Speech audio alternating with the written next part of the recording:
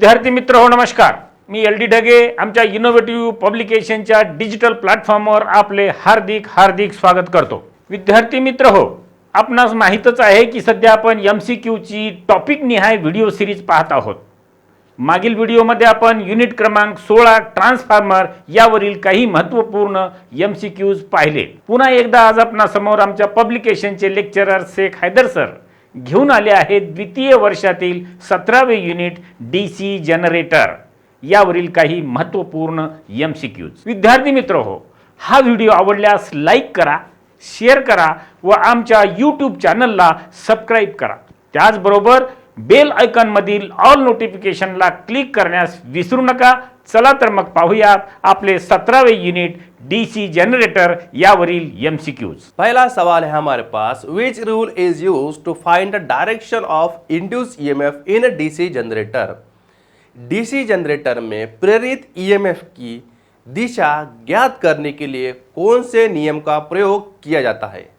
Option A corkscrew rule, option B right hand palm rule, option C Fleming right hand rule, option D Fleming left hand rule.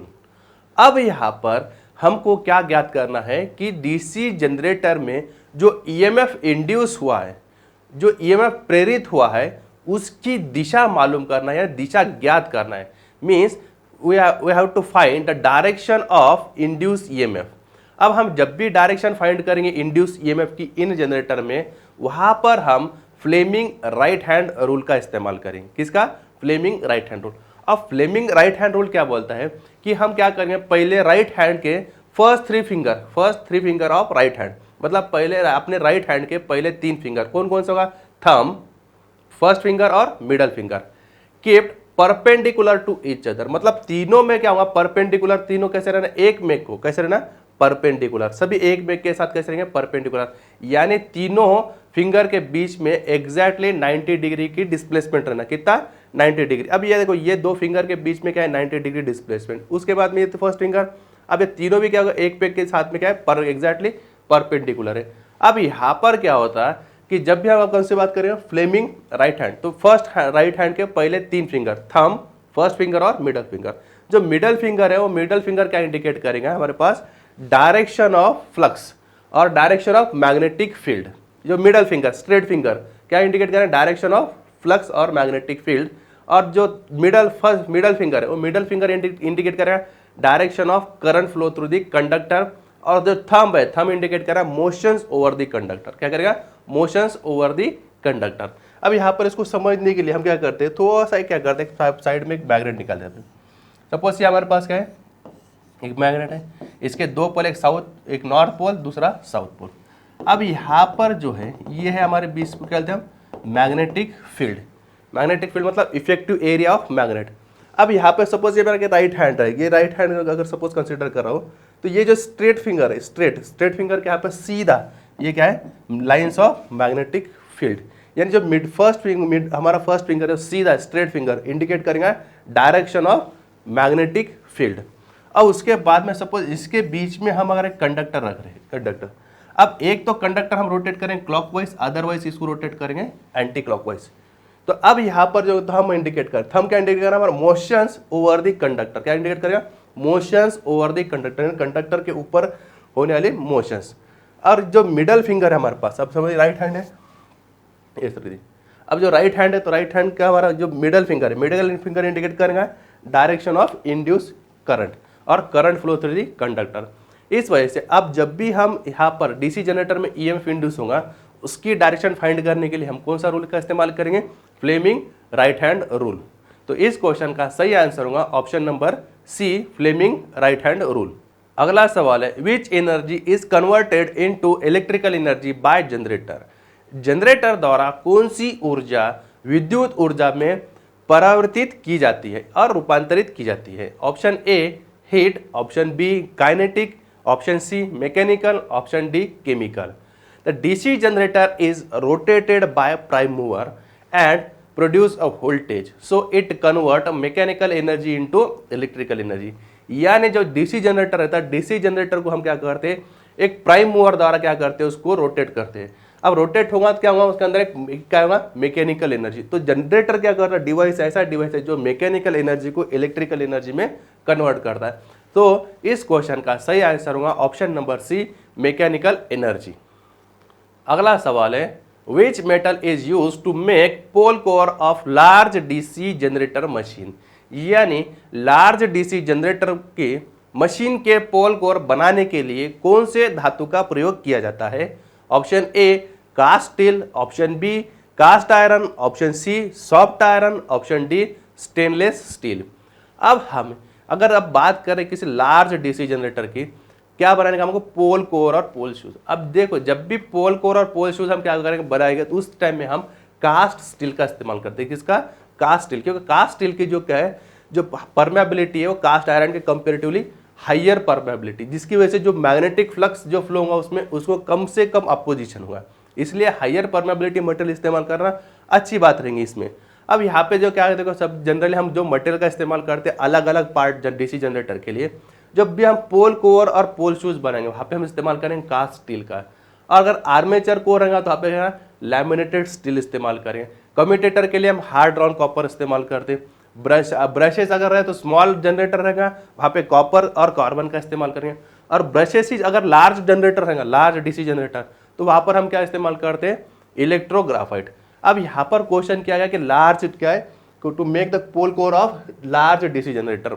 अब large generator रहेगा तो वहाँ पर हम इस्तेमाल करेंगे कास्ट स्टील, अगर स्मॉल अगर रहे तो वहाँ पे कास्ट आयरन का भी इस्तेमाल हो जाता है, लेकिन यहाँ पे स्पेशली मेंशन किया गया लार्ज डीसी जनरेटर। तो in case of large DC generator हम वहाँ पर कास्ट स्टील का इस्तेमाल करेंगे, इसलिए इस क्वेश्चन का सही आंसर होगा option number A, cast steel. अगला सवाल है, what is the principle of DC generator, DC generator का सिद्धांत क्या है। Option A corkscrew rule, option B Fleming left hand rule, option C Fleming right hand rule, option D Faraday's law of electromagnetic induction. A DC generator operate on the principle of electromagnetic induction when a magnetic flux link a conductor change an EMF induce in conductor। अब यहाँ पर क्या होता है कि जब भी DC generator में क्या होता है, एक तो दो टाइप से हम क्या करेंगे, EMF इंड्यूस कर सकते हैं। इसके लिए एक छोटा सा एग्जांपल बताता हूँ। सपोज ये हमारे पास क्या है, एक मैग्नेटिक फील्ड है,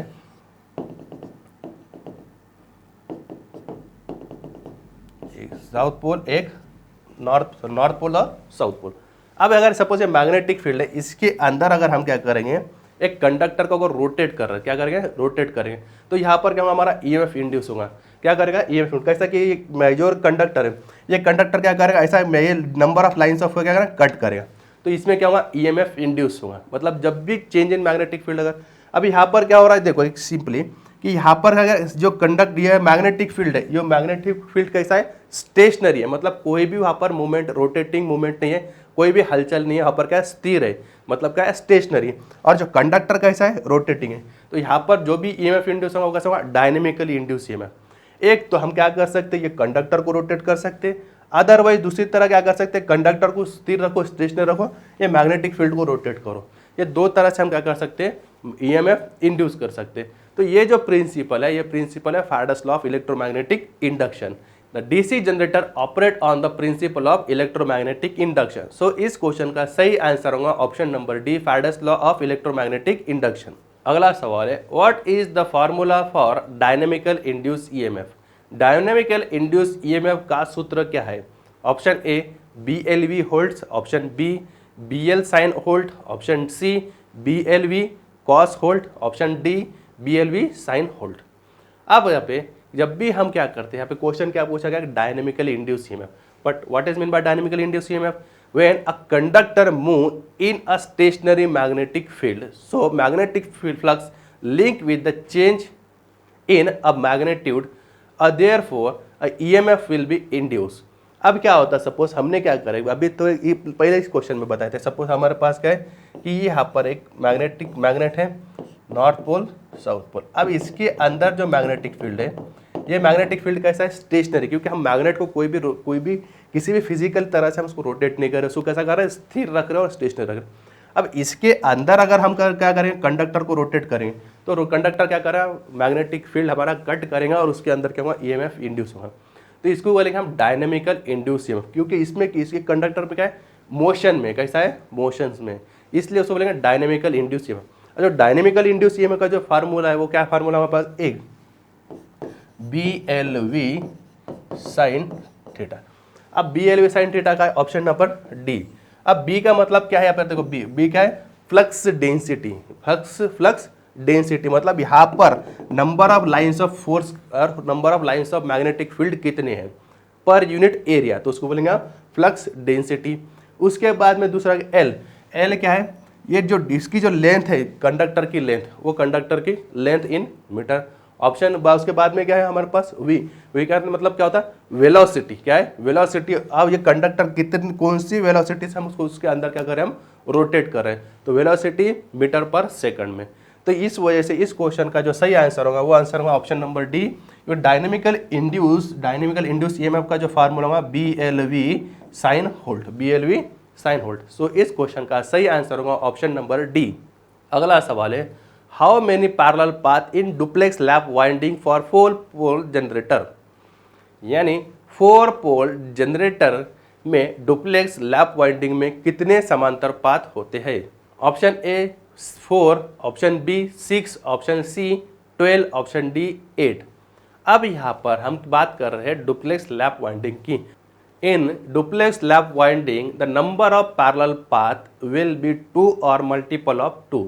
So for 4 pole DC generator, the number of parallel path for 4 pole DC generator, the number of parallel path is equal to कितना है हमारे पास, एक इससे मल्टीपल ऑफ 2 रहे, क्या रहा, मल्टीपल ऑफ 2। अब यहाँ पर कितने हमारे पास 4 पोल है, इसका मल्टीपल अगर 2 करें तो कितना हो जाएगा टोटल 8 पोल। तो यहाँ पर का ऑप्शन नंबर है डी। सो इस क्वेश्चन का सही आंसर होगा ऑप्शन नंबर डी 8 पोल। अगला सवाल है, which rule is use to find the direction of magnetic field. चुंबकीय क्षेत्र की दिशा ज्ञात करने के लिए कौन से नियम का प्रयोग किया जाता है। Option A Fleming right hand rule, option B corkscrew rule, option C Fleming left hand rule, option D right hand palm rule. अब यहाँ पर जैसे हमने क्वेश्चन नंबर फर्स्ट में ही देखे थे कि हम जब क्या करेंगे, जब भी हम इंड्यूस मैग्नेटिक फील्ड और इंड्यूस ईएमएफ का डायरेक्शन फाइंड करेंगे वहाँ पर हम फ्लेमिंग राइट हैंड रूल का इस्तेमाल करेंगे। सो इस क्वेश्चन का सही आंसर होगा option number A Fleming right hand rule. अगला सवाल है, why the pole core stamping are laminated in DC generator. DC generator में स्टैंपिंग पोल को लैमिनेटेड क्यों किया जाता है। ऑप्शन ए है reduce the friction loss, option B reduce the eddy current loss, option C reduce hysteresis loss, option D reduce windage loss. Eddy current reduce करने के लिए पोल शूज आमतौर पे पतली पट्टी यानी पतली स्ट्रिप से बने होते हैं जिसे हम लैमिनेशन कहते हैं। यह लैमिनेशन की जो थिकनेस है जनरली 0.25 mm से 0.5 mm तक होनी चाहिए।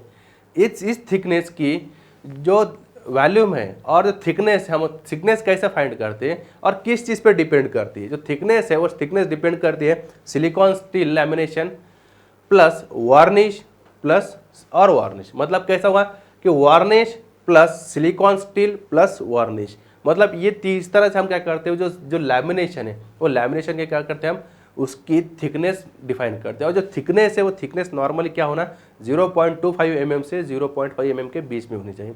और जब भी हम ये लैमिनेशन करेंगे तो लैमिनेशन की वजह से जो एडी करंट लॉस जो होगा वो लॉस का कंप्लीटली अवॉइड करेंगे। तो इसलिए जो भी पोल कोर में और पोल शूज में हम एडी करंट लॉस रिड्यूस करने के लिए लैमिनेशन प्रोवाइड करते हैं। इसलिए इस क्वेश्चन का सही आंसर होगा to reduce the eddy current loss, option number B. अगला सवाल है, which type of DC generator is use for electroplating process. Electroplating process के लिए कौन से जनरेटर का उपयोग किया जाता है। Option A differential compound generator, option B series generator, option C shunt generator, option D cumulative compound generator. अब यहाँ पर हम डीसी शंट जनरेटर का इस्तेमाल करते हैं फॉर द इलेक्ट्रोप्लेटिंग प्रोसेस के लिए, यानी इलेक्ट्रोप्लेटिंग प्रोसेस के लिए हम इस्तेमाल करते हैं डीसी शंट जनरेटर। उसकी खास वजह यह है कि डीसी जनरेटर का हम इस्तेमाल हमेशा ऐसे एप्लीकेशन के लिए इस्तेमाल करते हैं जहाँ पर कांस्टेंट वोल्टेज की ज़रूरत है और ऐसा कांस्टेंट लोड और कांस्टेंट वोल्टेज की खास ज़रूरत है, वहाँ पर हम डीसी शंट जनरेटर का इस्तेमाल करेंगे। फॉर एग्जांपल के तौर पे बैटरी चार्जिंग, जनरल लाइटनिंग और इलेक्ट्रोप्लेटिंग प्रोसेस के लिए। इसलिए इस क्वेश्चन का सही आंसर होगा option number C, shunt generator. अगला सवाल है, how interpoles are connected in DC generator. DC generator में इंटरपोल कैसे जुड़े होते हैं? Option A, in series with shunt field, option B, in series with armature, option C, in parallel with armature, option D, in parallel with shunt field. अब जो interpole जो रहते हैं वो मुख्य पोल के समान यानी सिमिलर होता है। इंटरपोल मेन फील्ड पोल के एक जैसा होता है, मतलब सिमिलर होता है, और मुख्य फील्ड पोल के योग पर बीच में लगा होता है। यानी इंटरपोल वाइंडिंग आर्मेचर वाइंडिंग के सीरीज में कनेक्ट किया जाता है। इंटरपोल और आर्मेचर वाइंडिंग दोनों एक सीरीज में कनेक्ट किया जाता है, क्योंकि बिकॉज उसका वजह खास क्या है, इंटरपोल ने जो भी फ्लक्स प्रोड्यूस कर रहा है वो फ्लक्स क्या रहा है, directly proportional to armature current. क्या हो रहा है? Directly proportional to armature current. इसलिए इस क्वेश्चन का जो सही आंसर होगा option number B, in series with armature. अगला सवाल है, what is the necessary of residual magnetism in self excited DC generator. स्वयं उत्तेजित डीसी जनरेटर में रेसिडुअल मैग्नेटिज्म फील्ड की आवश्यकता क्या है? Option A, reduce armature current, option B, reduce the field current, option C, build up voltage, option D, maintain constant output voltage. अब जो residual magnetism field is normally enough to being the generation process, means जो residual magnetism field रहता है वो normally generation voltage buildup करने के लिए और वोल्टेज जनरेट करने के लिए बहुत ज़रूरी प्रोसेस है।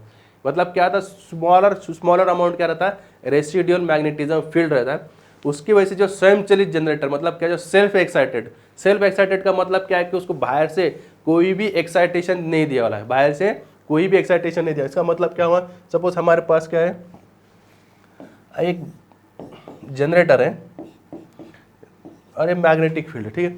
अब इसमें क्या हो रहा है, हमारे पास ये जो स्मॉलर अमाउंट ऑफ क्या हो रहा है, मैग्नेटिक फील्ड हमारे पास हो रहा है। अब ये मैग्नेटिक फील्ड प्रोड्यूस करने के लिए हम एक तो क्या इस्तेमाल करते हैं, यहाँ पे इलेक्ट्रोमैग्नेट का इस्तेमाल करते हैं। किसका? इलेक्ट्रोमैग्नेट का।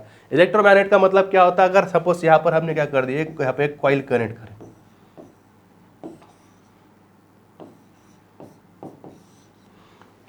अब यहाँ पर कॉइल करंट के कॉइल में क्या करें, एक सोर्स कनेक्ट कर दिया, ठीक है। अब जब भी इसमें सोर्स कनेक्ट करेंगे, इसमें से क्या होगा, हमारे पास करंट फ्लो होगा। क्या होगा? करंट फ्लो होगा। अब करंट फ्लो होने के बाद में क्या होगा, इसके अक्रॉस क्या होगा, एक मैग्नेटिक फील्ड सेटअप होगा। क्या होगा? मैग्नेटिक फील्ड सेटअप होगा। तो इसलिए हम इसको कहेंगे इलेक्ट्रोमैग्नेट। यानी जब भी हम इलेक्ट्रिसिटी पास करेंगे तब ये मैग्नेट बोल के ऐड करेगा, इसलिए क्या होगा, इलेक्ट्रोमैग्नेट। अब यहाँ पर अब क्या है, कौन सा है, सेल्फ एक्साइटेड। कौन सा है? Self excited. अब ये इसमें क्या होगा, सेल्फ एक्साइटेड में क्या है कि हमने इसको कोई भी बाहर से एक्साइटेशन प्रोवाइड नहीं करे। क्या करे? एक्साइटेशन प्रोवाइड नहीं करे। अब ये जो मैग्नेटिक फील्ड प्रोड्यूस होगा, ये कहाँ से होगा, ये प्रोड्यूस होगा कहाँ से, उसमें स्मॉलर अमाउंट कुछ ना कुछ रेसिडुअल मैग्नेटिज्म फील्ड की वजह से। अब जब भी ये मैग्नेट यहाँ पे आर्मेचर कंडक्टर कट करेगा तो उसमें क्या होगा, ईएमएफ इंड्यूस होगा। अगर आप यहाँ पे सपोज एग्जाम्पल के तौर पे यहाँ से हमने क्या कर दिए, ये सोर्स हटा दिए, ये सोर्स क्या कर दिया हमने, हटा दिए। अब ये सोर्स हटाने के बाद में ये मैग्नेटिक फील्ड क्या होगा, हमारे पास में कंप्लीटली जीरो हो जाएगा।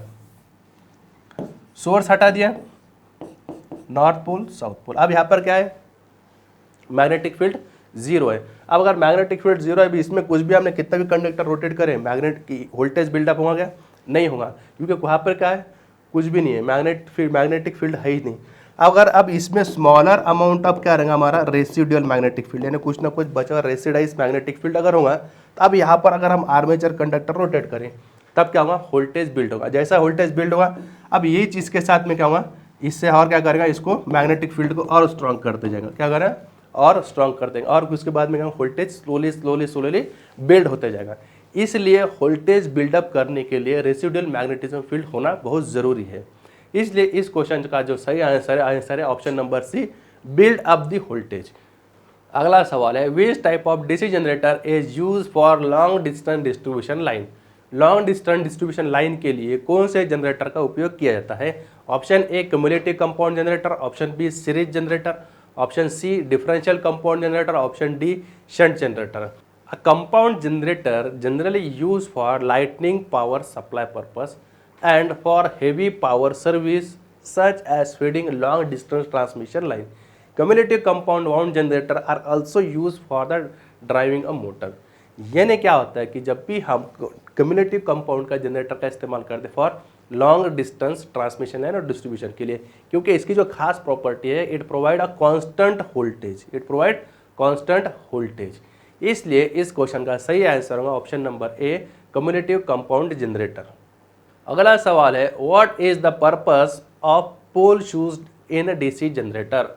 डीसी जनरेटर में पोल शूज का उद्देश्य क्या है? Option A, reduce the air gap, option B, spread out the flux uniformly in the air gap, option C, minimise the magnetic losses, option D, increase the field strength. अब यहाँ पर क्या है कि पोल शूज का उद्देश्य क्या है? पोल शूज हमारे पास क्या होता है, नॉर्मली पोल शूज हम ये हमारे पास ऐसा हॉर्स शू के शेप में अवेलेबल रहता है। अब ये पोल शूज के दो पर्पस है, मेनली क्या है, दो पर्पस। एक पर्पस क्या है कि इसके ऊपर हम क्या करते हैं, फील्ड कॉइल करते हैं, क्या करते हैं, इसके ऊपर प्लेस करते हैं फील्ड कॉइल, यानी इसका मेन पर्पस है to hold the field coil, यानी फील्ड कॉइल को होल्ड करके रखना। और दूसरा मेन पर्पस क्या है कि इस जो फील्ड कॉइल ने जो फ्लक्स प्रोड्यूस किया है, ये फ्लक्स को क्या करना है, एक यूनिफॉर्मली क्या करना है, यूनिफॉर्मली क्या करना है, एयर गैप में स्प्रेड आउट करना, क्या करना है, उसको स्प्रेड आउट करना। तो इसलिए इस क्वेश्चन का सही आंसर होगा option number B, spread out uniform in the air gap. यानी यहाँ पर क्या पोल शूज है, ये पोल शूज के मेन दो फंक्शन, एक है पहला फंक्शन क्या होगा, टू होल्ड फील्ड कॉइल, दूसरा पर्पस हमारे पास है to spread out the flux in the air gap uniformly. अब ये दोनों तरफ से होगा, यहाँ से भी है तो हमारे पास एक पोल शूज है,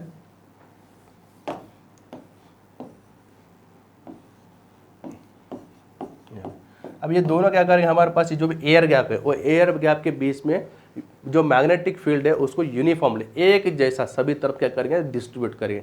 सो इस क्वेश्चन का सही आंसर होगा option number B, spread out the uniformly in the air gap. अगला सवाल है what is the cause of heavy sparking in brushes of DC generator. DC generator में ब्रशेस के हेवी स्पार्किंग होने के कारण क्या है? ऑप्शन ए है short circuit in field winding, option B है short circuit in armature winding, option C है too much spring tension on brush, option D है MNA and GNA position change. अब यहाँ पर क्या क्वेश्चन किया गया कि हेवी स्पार्किंग की वजह ब्रशेस में, अब जो ब्रशेस है यहाँ पर क्या डीसी जनरेट का ब्रशेस है, इसमें हेवी स्पार्किंग क्यों होती है? अब नॉर्मल जो ब्रशेस रहता है, ब्रशेस का जो क्या रहता है हमारे पास में पोजीशन रहती है, ब्रशेस की पोजीशन क्या रहती है, सपोज ये आर्मेचर के ऊपर हमने यहाँ पे लगाए ब्रशेस, तो ये ब्रशेस हम कहाँ प्लेस करते हैं, हम यहाँ पर करते हैं GNA और यहाँ पर करेंगे हम उसको MNA, मतलब ज्योमेट्रिकल न्यूट्रल एक्सिस और मैग्नेटिक न्यूट्रल एक्सिस। अब यहाँ पर क्या होता है जो MNA है हमारे पास, तो इसमें क्या होगा, ये नॉर्थ पोल हमारा, ये साउथ पोल। अब जो ज्योमेट्रिकल न्यूट्रल एक्सिस ये क्या है, एग्जैक्टली यहाँ पर क्या था हमारे पास में परपेंडिकुलर टू मैग्नेटिक फील्ड, क्या है exactly perpendicular to magnetic field. अब इस पोजीशन पे क्या होता है कि जो एग्जैक्टली परपेंडिकुलर मतलब यहाँ पर है, तो इस टाइम में क्या होगा, मैक्सिमम फ्लक्स जो है वो कंडक्टर के साथ लिंक होंगे, लेकिन rate of change of flux क्या रहेगा, यहाँ पर जीरो रहेगा। इस वजह से यहाँ पर जो EMF इंड्यूस रहेगा ये पोजीशन पे, तो ये पोजीशन पे जो EMF इंड्यूस है उसकी वैल्यू कितना रहेगा, जीरो। तो यहाँ भी ये पोजीशन पे अगर क्या है, जीरो EMF है, तो यहाँ पर करंट अगर इंड्यूस EMF अगर जीरो है तो करंट की वैल्यू कितना रहेगा, जीरो रहेगा। अब जीरो अगर यहाँ पर करंट इंड्यूस अगर जीरो हो रहा है एग्जैक्टली परपेंडिकुलर पोजीशन पर, तो वहाँ पर स्पार्किंग कितना हुआ, स्पार्किंग नहीं हुआ, इसलिए इसकी पोजीशन कहाँ रहती है, GNA पे। अब क्या होता है, ड्यू टू आर्मेचर रिएक्शन या फिर आर्मेचर रिएक्शन की वजह से, अब ये जो सपोज ये हमारे पास है GNA, तो ये जो GNA की जो पोजीशन है ये थोड़ा सा क्या होता है, आर्मेचर थोड़ा सा शिफ्ट हो जाता है, मतलब क्या होगा, क्रॉस हो जाएगा ये ऐसा। तो मेन पोजीशन हमारी क्या थी, ये पोजीशन होना क्या होना, एग्जैक्टली परपेंडिकुलर। यहाँ पर EMF इंड्यूस कितना हुआ, जीरो हुआ, यहाँ पर EMF इंड्यूस कितना हुआ, जीरो हुआ। लेकिन अब ये आर्मेचर शिफ्ट होगा हमारा ये ऐसा, अब यहाँ पर होने की वजह से क्या होगा, कुछ ना कुछ स्मॉलर अमाउंट, अब यहाँ पे क्या होगा, मैग्नेटिक फील्ड एक कट होगा और यहाँ पर EMF इंड्यूस होगा। अब जो भी EMF इंड्यूस होगा उसकी वजह से यहाँ पर करंट फ्लो होगा और वो करंट की वजह से यहाँ पर क्या होगा, हेवी स्पार्किंग होगी। इसलिए यहाँ पर क्या हुआ, जब भी अगर हम ये GNA और MNA की पोजीशन शिफ्ट हो जाएंगे ड्यू टू आर्मेचर रिएक्शन, उस वजह से वहाँ पर क्या हुआ, हेवी स्पार्किंग होना स्टार्ट हो जाएंगे। इसलिए इस क्वेश्चन का जो सही आंसर है वो सही आंसर है option number D, MNA and GNA position change, MNA और GNA पोजीशन आर चेंज। अगला सवाल है why compensating winding is provided in larger DC generator. बड़े DC जनरेटर में कंपनसेटिंग वाइंडिंग क्यों प्रदान की जाती है? Option A, neutralise armature reaction effect, option B, reduce commutation effect, option C connect more load, option D increase the efficiency of generator. अब ये जो कंपनसेटिंग वाइंडिंग है, कंपनसेटिंग वाइंडिंग की ज़रूरत क्या है और कहाँ पर रहती है और कहाँ पे प्लेस करना और किसके साथ कैसे कनेक्शन करना, ये देख लेते हैं पहले। जो कंपनसेटिंग वाइंडिंग है, कंपनसेटिंग वाइंडिंग हम इस्तेमाल करते हैं to neutralise the effect of armature reaction. कहीं के लिए आर्मेचर रिएक्शन का इफेक्ट को हम पूरी तरह खत्म करने के लिए कंपनसेटिंग वाइंडिंग का इस्तेमाल करते हैं। अब जो आर्मेचर रिएक्शन क्या रहता है, आर्मेचर रिएक्शन का मतलब क्या होता है, the effect of armature flux on main magnetic field. क्या होता है, the effect of armature conductor flux on main magnetic field flux. अभी हमारे पास क्या रहता है, सपोज जैसा कि ये हमारे पास डीसी जनरेटर है, सपोज एक ये हमारे पास मेन मैग्नेटिक फील्ड है, ये क्या हमारे पास एक मेन मैग्नेटिक फील्ड है। अब इसके अंदर सपोज हमने एक कंडक्टर रख दी, क्या करें, एक कंडक्टर रख दी। अब ये कंडक्टर क्या करेगा, ये सब क्या होगा, इसमें रोटेट होगा तो इसमें क्या होगा, ईएमएफ इंड्यूस होगा, ईएमएफ इंड्यूस होगा तो उसमें से करंट फ्लो होगा, करंट फ्लो होगा तो क्या करेगा, खुद का मैग्नेटिक फील्ड प्रोड्यूस करेगा। क्या करेगा, एक खुद की मैग्नेटिक फील्ड है, खुद प्रोड्यूस करेगा। अब ये मैग्नेटिक फील्ड और ये मैग्नेटिक फील्ड, दोनों में क्या होगा, इंटरेक्शन होगा। तो इस दोनों की वजह से क्या होगा, इसको हम क्या बोलते हैं, आर्मेचर रिएक्शन। इसको क्या बोलते हैं, आर्मेचर रिएक्शन। तो इफेक्ट, इसका इफेक्ट किसके ऊपर है, मेन मैग्नेटिक फील्ड के ऊपर। अब ये मेन मैग्नेटिक फील्ड और ये मैग्नेटिक फील्ड, इसमें से क्या हुआ, एक दो इफेक्ट होता है, एक हुआ डीमैग्नेटाइजेशन इफेक्ट, दूसरा होता क्रॉस मैग्नेटाइजेशन इफेक्ट। क्या, एक तो क्या हुआ डीमैग्नेटाइजेशन इफेक्ट, दूसरा क्रॉस मैग्नेटाइजेशन इफेक्ट। यानी आर्मेचर रिएक्शन के दो इफेक्ट है, आर्मेचर रिएक्शन के दो इफेक्ट, पहला इफेक्ट डीमैग्नेटाइजेशन, दूसरा इफेक्ट क्रॉस मैग्नेटाइजेशन। अब ये जो क्रॉस मैग्नेटाइजेशन इफेक्ट है, ये क्रॉस मैग्नेटाइजेशन इफेक्ट रिड्यूस करने के लिए हम क्या करते हैं, कंपनसेटिंग वाइंडिंग का इस्तेमाल करते हैं। कौन सा, क्रॉस मैग्नेटाइजेशन इफेक्ट रिड्यूस करने के। अब क्रॉस मैग्नेटाइजेशन रिड्यूस कैसा करना कि हम ये जो आर्मेचर है, ये आर्मेचर के सीरीज में क्या कनेक्ट करते हैं, एक कंपनसेटिंग वाइंडिंग इस्तेमाल करते हैं। कि वो क्या करेंगे कि जो फ्लक्स ये जितना प्रोड्यूस करेंगे इतनी अमाउंट में क्या करेंगे, दूसरे हमारी कंपनसेटिंग वाइंडिंग क्या करेंगे, उतनी मैग्नेटिक फील्ड प्रोड्यूस करेंगे। और दोनों रहेगा डायरेक्शन इक्वल और अपोजिट, इसलिए ये वाला और ये वाला क्या हो जाएगा, कैंसिल हो जाएगा।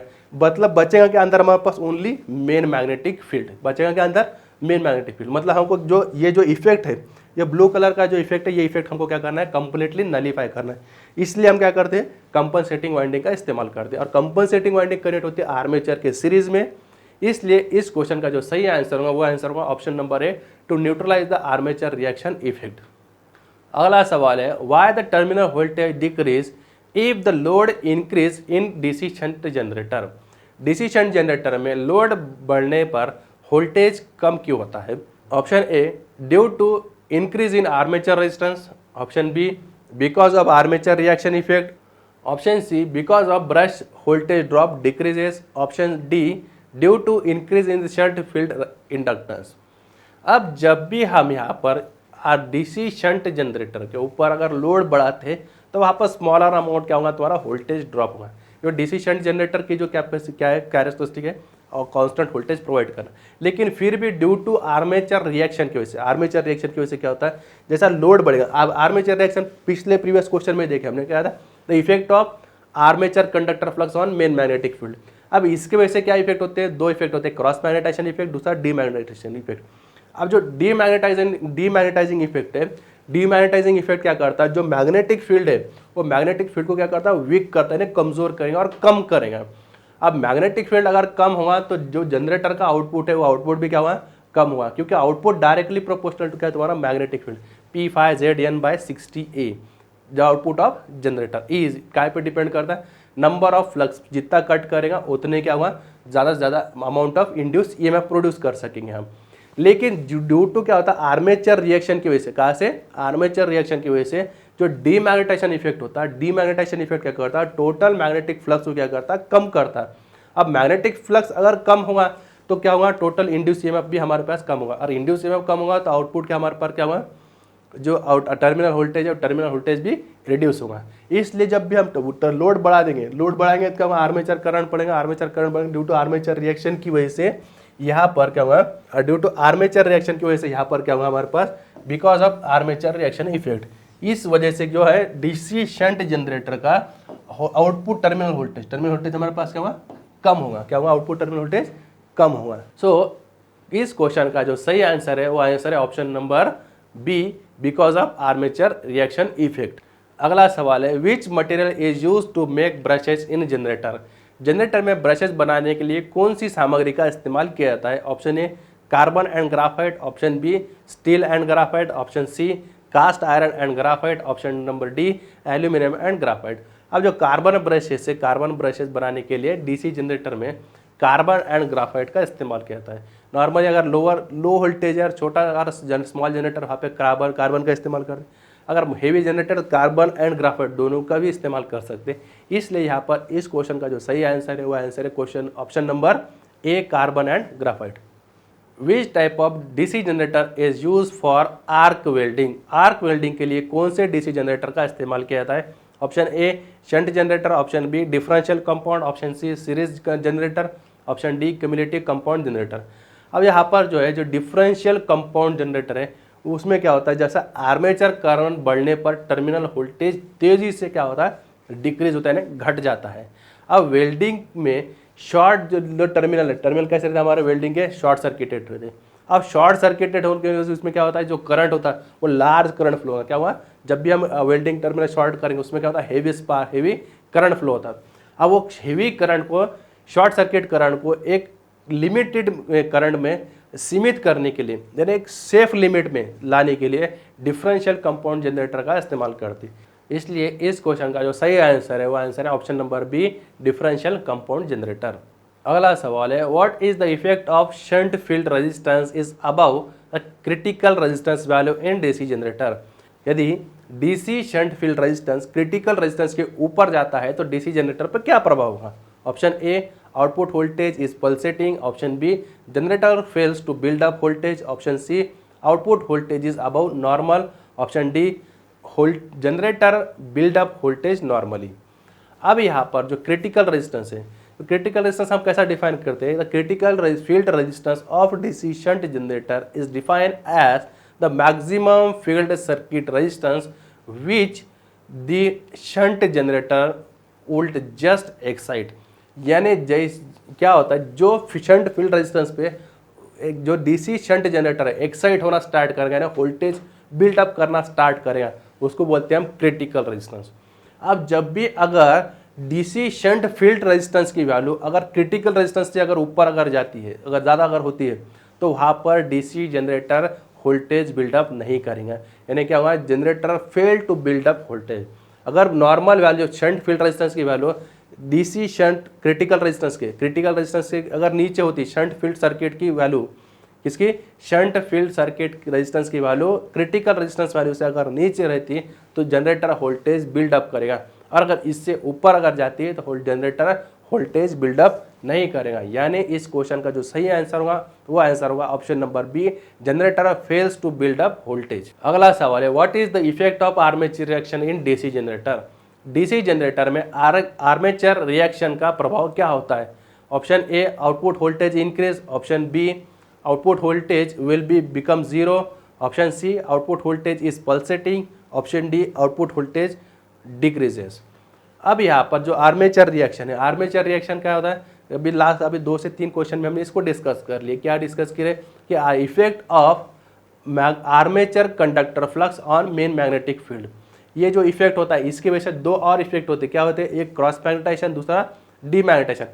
क्रॉस मैग्नेटाइजेशन की वजह से स्पार्किंग होता है, डीमैग्नेटाइजिंग इफेक्ट की वजह से क्या होगा हमारा टोटल आर्मेचर जो फ्लक्स है और जो मेन मैग्नेटिक फील्ड है मेन मैग्नेटिक फील्ड वो क्या होता है हमारे रिड्यूस होती है। अब मैग्नेटिक फील्ड जब रिड्यूस होगा तो जो टोटल आउटपुट वोल्टेज है वो भी क्या होगा हमारा डिक्रीज होगा। इसलिए जो आर्मेचर रिएक्शन का जो इफेक्ट है वो आउटपुट वोल्टेज पे क्या होगा आउटपुट वोल्टेज हमारा कम होगा यानी डिक्रीज होगा। इस वजह से इस क्वेश्चन का जो सही आंसर है वो आंसर है option number D output voltage decreases. अगला सवाल है what is the name of compound generator if shunt field is connected in parallel with armature. अगर शंट फील्ड आर्मेचर के पैरेलल में कनेक्ट करते हैं तो डीसी जनरेटर का नाम क्या होगा। ऑप्शन ए है हमारे पास short compound generator, option B है cumulative compound generator, option C है डिफरेंशियल कंपाउंड, ऑप्शन डी है लॉन्ग शंट कंपाउंड। अब यहाँ पर क्या क्वेश्चन किया गया कि अगर हम what is the name of compound generator if shunt field connected parallel with armature. अगर आर्मेचर के पैरेलल में कनेक्ट करते हैं शंट फील्ड मतलब क्या करें ये शंट फील्ड यहाँ पे लगा दिए यहाँ हमारे पास एक आर्मेचर है और यहाँ पे एक सीरीज वाइंड है। तब ये जो कम जनरेटर हुआ तो ये जनरेटर का नाम क्या है, इसका जनरेटर का नाम क्या होगा हमारे पास, इसको बोलेंगे हम शॉर्ट शंट कंपाउंड। इसको क्या बोलेंगे, शॉर्ट शंट कंपाउंड। अगर ये सेम जनरेटर का कनेक्शन अगर हम यहाँ पे आर्मेचर के साथ में अगर ये शंट फील्ड है, एक सीरीज फील्ड को अगर हमने ऐसा कनेक्ट कर दें, एक ये आर्मेचर अब ये ऐसा, तो ये हो जाएगा, इसको बोलेंगे हम लॉन्ग शंट कंपाउंड जनरेटर। इसको क्या बोलेंगे, लॉन्ग शंट। लेकिन क्वेश्चन क्या कहेगा हमें, shunt field connected in parallel with armature, मतलब यहाँ पर लगा दीजिए और ये हमारे पास एक है ये सीरीज फील्ड है सर। अब ये शंट, ये जनरेटर का नाम क्या होगा, इसका नाम होगा हमारे पास शॉर्ट शंट। क्या होगा, इसको बोलेंगे हम शॉर्ट शंट। इसलिए इस क्वेश्चन का जो सही आंसर है वो सही आंसर है हमारे पास option number A, short shunt compound. अगला सवाल है, why armature resistance of DC generator is very low. DC generator में आर्मेचर रेजिस्टेंस बहुत कम क्यों होता है। Option A, reduce armature current. Option B, reduce the temperature of armature. Option C, run armature with less weight. Option D, reduce armature voltage drop. अब यहाँ पर हमको क्वेश्चन किया गया है कि डीसी जनरेटर में आर्मेचर रेजिस्टेंस बहुत कम क्यों होता है। अब जो आर्मेचर है हमारे पास, सपोज देखो हमारे पास ये जनरेटर है, ये आर्मेचर है। अब ये आर्मेचर में क्या हुआ, यहाँ पे हमारा क्या हुआ, यहाँ पर ईएमएफ प्रोड्यूस होगा, हम उसको क्या बोलेंगे, सपोज नाम बोला ईबी। अब यहाँ से क्या हुआ हमारे पास में, ये आर्मेचर के में कुछ ना कुछ वोल्टेज ड्रॉप होगा, आई ए इंटू आर ए। आई ए का मतलब क्या है, करंट फ्लो थ्रू आर्मेचर, और आर ए का मतलब क्या है, आर्मेचर रेजिस्टेंस। अब बचवा जो वोल्टेज है वो वोल्टेज यहाँ पे हमको टर्मिनल पे मिलेगा। जो टर्मिनल वोल्टेज है, जो terminal voltage V is equal to क्या हुआ, जो बैक ईएमएफ जनरेट है उसमें से आई ए आर ए, मतलब इसको बोलेंगे हम ये ड्रॉप। ये ड्रॉप होने के बाद में बचे हुआ वोल्टेज हमको मिलेगा टर्मिनल पर। अब ये जो ड्रॉप है, ये ड्रॉप है, ये ड्रॉप काय पे डिपेंड करता है हमारा, आई ए इंटू आर ए, मतलब किस पे डिपेंड कर रहा है हमारे पास, आर्मेचर रेजिस्टेंस के ऊपर। अब जितना जो ईएमएफ इंड्यूस होगा उसमें से कुछ वोल्टेज ड्रॉप होगा, बचे हुआ यहाँ पर मिलेगा। फॉर एग्जांपल के तौर पे सपोज यहाँ पे मिला 100 वोल्ट और ये ड्रॉप अगर हुआ हमारा कितना, 5 वोल्ट, कितना हुआ, 5 वोल्ट अगर ड्रॉप हो रहा है इसमें, तो बचेगा कितना यहाँ पर, 95 वोल्ट। तो अभी हमारे पास हमको कैरेक्टरिस्टिक इसी कैसी होना कि ये ड्रॉप जो होना मिनिमम से मिनिमम ड्रॉप होना। ये ड्रॉप कैसा रहना, मिनिमम टू मिनिमम, मतलब जितना वोल्टेज इंड्यूस हुआ उतना यहाँ पर मिलने को होना, और अगर हुआ भी तो यहाँ पर कम से कम वोल्टेज ड्रॉप होने को होना। फॉर एग्जांपल के तौर पे अगर 100 वोल्ट है, यहाँ पर 99.5 क्या 99 तक, यहाँ तक तो वोल्टेज मिलने होना। ये मतलब अगर ऐसा मिलेगा तो सपोज ये क्या हमारे पास अच्छे जनरेटर की एक निशानी हो जाएगी। इसलिए ये जो वोल्टेज ड्रॉप हो रहा है, ये वोल्टेज ड्रॉप कम करने के लिए, क्योंकि ये डिपेंड करता है के ऊपर, आर्मेचर के रेजिस्टेंस के ऊपर, इसलिए जो आर्मेचर का रेजिस्टेंस है वो बहुत कम होता है। क्या होता है, एकदम कम, very less amount, very small, 0.05 0.02 00 यहाँ तक रहता है। तो ये जितना कम होगा उतना यहाँ पे ड्रॉप कम होगा, जितना वोल्टेज ड्रॉप कम होगा जितना जनरेट होगा उतना हमें को कहाँ पे मिलेगा, टर्मिनल पे मिलेगा। इसलिए ये जो क्वेश्चन का जो सही आंसर है वो सही आंसर होगा, क्या होगा हमारे पास, रिड्यूस आर्मेचर वोल्टेज ड्रॉप, मतलब ये आई ए आर ए की वैल्यू हमको क्या करने का है, कम करने का है। अगर हम आर्मेचर रेजिस्टेंस की वैल्यू क्या करेंगे, वेरी लो रखेंगे, तो यहाँ पे ड्रॉप ऑटोमेटिकली हमारे पास कम होगा और टर्मिनल वोल्टेज ज़्यादा से ज़्यादा मिलेगा। इस वजह से इस क्वेश्चन का जो सही आंसर है वो आंसर है ऑप्शन नंबर डी। अगला सवाल है, what is the function of split ring in DC generator. DC generator में स्प्लिट रिंग का कार्य क्या है। Option A, collect the current unidirectional. Option B, maintain constant voltage. Option C, reduce the voltage drop at brushes. Option D, increase the terminal voltage then rated voltage. अब जो यहाँ पर जो स्प्लिट रिंग है, स्प्लिट रिंग का कार्य क्या है कि जो भी जनरेटर का आउटपुट है उसको यूनिट डायरेक्शन में रखना। कैसा, यूनिट डायरेक्शन में, क्योंकि जनरेटर आर्मेचर के अंदर जो ईएमएफ इंड्यूस होता है वो रहता है अल्टरनेटिंग, यानी क्या रहता है, बाय डायरेक्शनल। उसको यूनिट डायरेक्शन में आउटपुट देने का काम किसका करता है, स्प्लिट रिंग का। स्प्लिट रिंग एग्जैक्टली वर्क करता है एज ए कम्यूटेटर के जैसा। इसलिए इस क्वेश्चन का जो सही आंसर है वो सही आंसर है option number A, collect the current unidirectionally. अगला सवाल है, what is the reason for DC generator fail to build up voltage.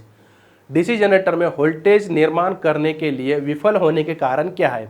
Option A, armature resistance is more. Option B, loose the contact brush. Option number C, field resistance is above critical resistance. Option D, prime mover is running at above rated speed.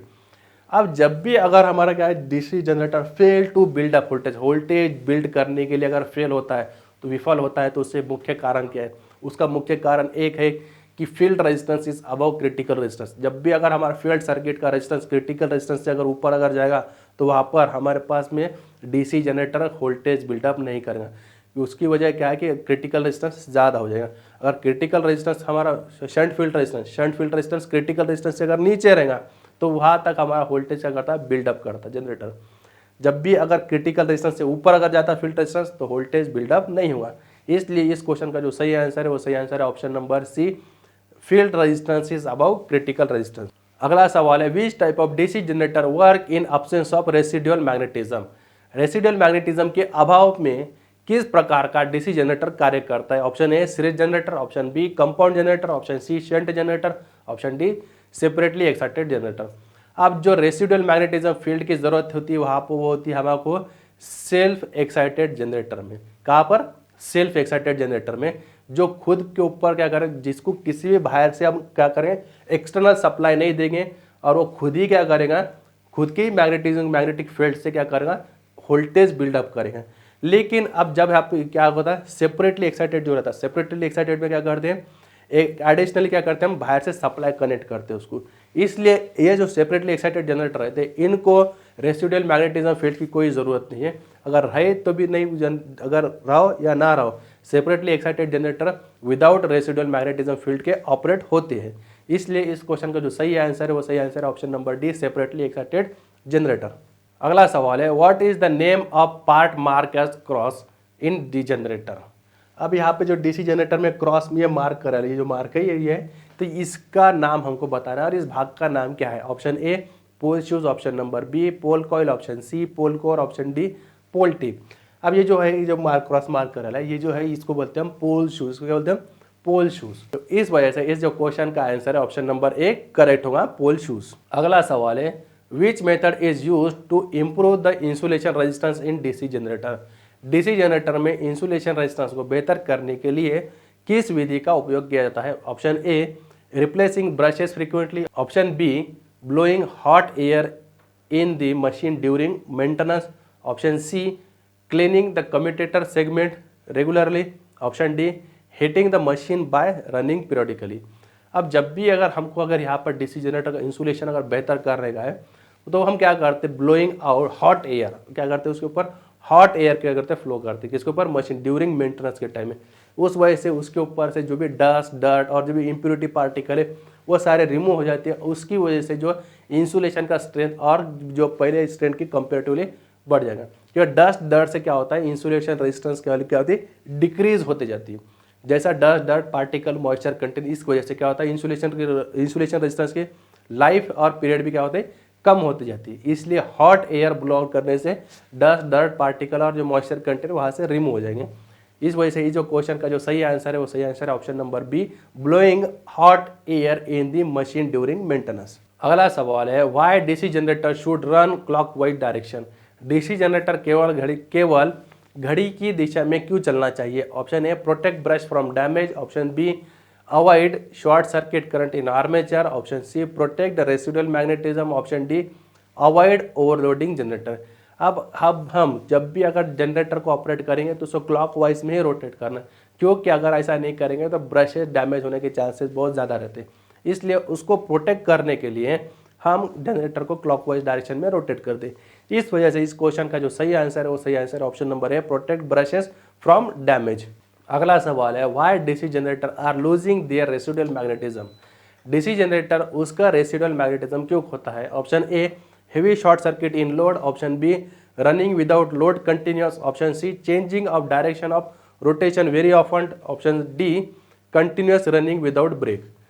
DC generator उसका residual magnetism खोने का जो खास वजह है कि वो क्या है, often change the direction of rotation of motor. अब जब भी अगर हम बार बार डायरेक्शन चेंज करेंगे उसकी तो उस वजह से क्या होता है, डीसी जनरेटर खुद उसका रेसिडुअल मैग्नेटिज्म लॉस कर सकता है। इस वजह से इस क्वेश्चन का जो सही आंसर है वो सही आंसर है option number C, change the direction of rotation very often, यानी बार बार डायरेक्शन चेंज करना। अगला सवाल है what is the property of wave winding in DC generator.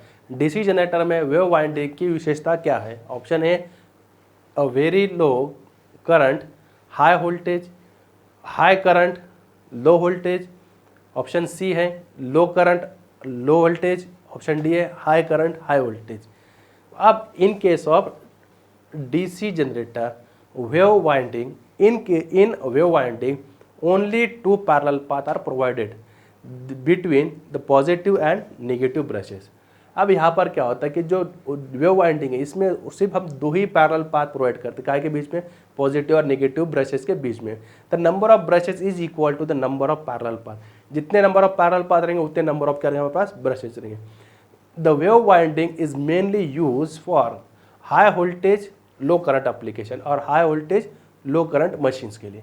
यानी कभी कभी इस सवाल को ऐसा ही पूछा था, what is the application of wave winding, यानी वेव वाइंडिंग का एप्लीकेशन क्या है, वेव वाइंडिंग हम कहाँ पे इस्तेमाल करेंगे और किस तरह के एप्लीकेशन में इस्तेमाल करें।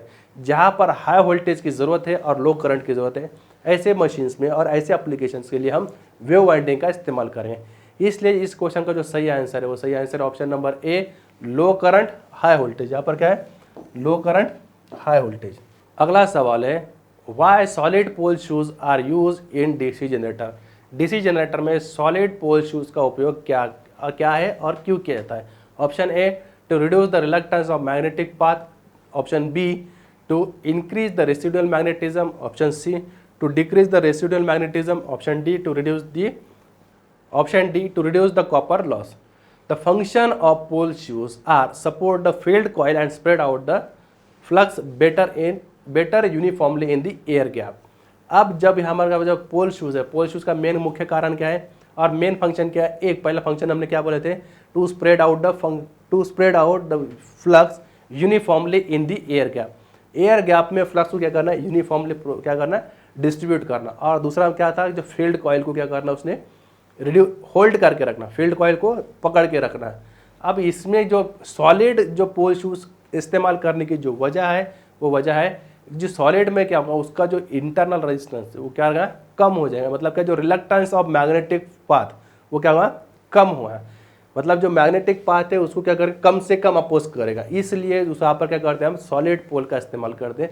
इसलिए इस क्वेश्चन का जो सही आंसर है वो सही answer option number A, to reduce the reluctance of magnetic path. Option number A इस क्वेश्चन का सही आंसर। अगला सवाल है, which metal is use to make large capacity DC generator yoke. बड़ी क्षमता के डीसी जनरेटर के योग बनाने के लिए किस धातु का उपयोग किया जाता है। Option A, cast iron. Option B, rolled steel. Option C, aluminium. Option D, soft iron. अब योग जो रहता है, योग मतलब क्या हमारे पास, योग का गलत क्या है, यहाँ पर योग बनाने के लिए which material use for the योग। अब योग, लेकिन क्या पर और भी मेंशन क्या किया, कंडीशन डाल दिया पर। यहाँ पर कंडीशन क्या डाले, लार्ज मशीन। कभी स्मॉल मशीन भी हो सकता और लार्ज, दोनों के लिए मटेरियल भी अलग अलग इस्तेमाल भी कर सकते हैं। ठीक है। अब योग जो होता है, योग क्या हमारे पास जो एक्सटर्नल बॉडी पार्ट है उसको क्या बोलते हैं हम, योग। क्या बोलेंगे उसको हम, योग। जो क्या है, इसका काम क्या है, provide a mechanical support of all internal part. जो भी इंटरनल पार्ट है, आर्मेचर वगैरह जो भी है, ये सबको क्या करना है, इसने क्या करना है, उसको एक्सटर्नली सबसे बाहर से डर्ट और एटमॉस्फेरिक से क्या करना है, उसने एटमॉस्फेयर से प्रोटेक्ट करना, मतलब इंटरनल पार्ट को प्रोटेक्ट करने की।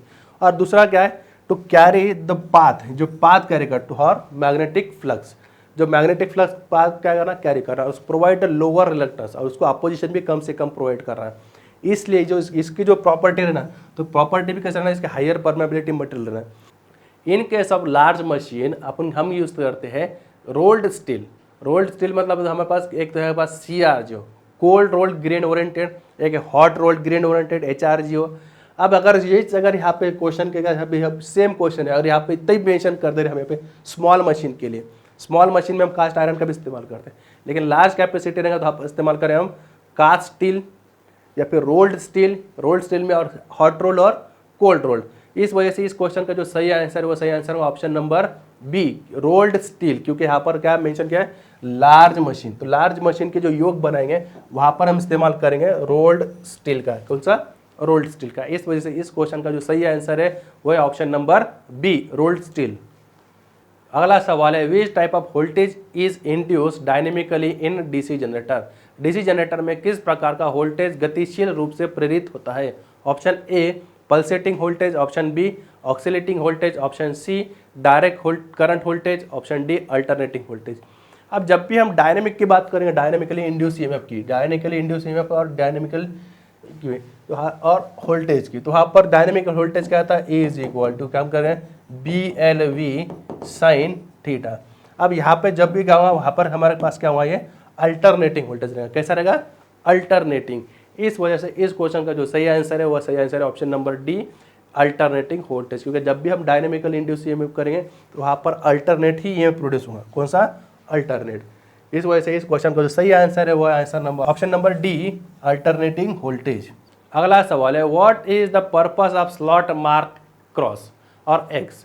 एक्स के रूप में चिन्हांकित किए हुए स्लॉट का उद्देश्य क्या है। अब यहाँ पर हमारे पास ये मार्क किया गया है, ये जो स्लॉट है इसका मेन पर्पस क्या है और इसका उद्देश्य क्या है। Option A to make air circulation, option B to fix the keyway, option C है for lubrication purpose, option D है for easy removal of slot. अब ये जो की है ये इसको हम की वे क्या बोलते हैं, उसको की वे, उसको फिक्स करने के लिए, रिमूव करने के लिए हम उसका इस्तेमाल करते हैं। इसलिए इस क्वेश्चन का जो सही आंसर है option number B, fix the keyway. अगला सवाल है, how the effect of armature reaction can be neutralize in large DC generator. बड़े डीसी जनरेटर में आर्मेचर प्रतिक्रिया के प्रभाव को कैसे बेअसर किया जाता है। Option A, providing additional interpole, option B, using compensating winding, option C, increasing brush contact resistance, option D, adding resistance wire with winding. अब जब भी हम बड़े अगर आर्मेचर की बात करते हैं, फिर बड़े जनरेटर की बात करते हैं, वहाँ पर आर्मेचर रिएक्शन को हम कैसा बेअसर करना और कैसा न्यूट्रलाइज करना, वहाँ पर हम कंपनसेटिंग वाइंडिंग का इस्तेमाल करते हैं। इस वजह से इस क्वेश्चन का जो सही आंसर है वो आंसर है option number B, using compensating winding. पुढील व्हिडिओमध्ये आपण युनिट क्रमांक 18 डीसी जनरेटर या चॅप्टरवरील काही महत्त्वपूर्ण एमसीक्यूज पाहणार आहोत। तेव्हा भेटूयात पुढील व्हिडिओमध्ये एका नवीन माहितीसह। हा व्हिडिओ आवडल्यास लाईक करा, शेअर करा व आमच्या IVVP ऑनलाईन यूट्यूब चॅनलला सबस्क्राईब करा। बेल आयकॉनमधील ऑल नोटिफिकेशनला क्लिक करा, जेणेकरून नवनवीन व्हिडिओची माहिती आपणास मिळेल। धन्यवाद।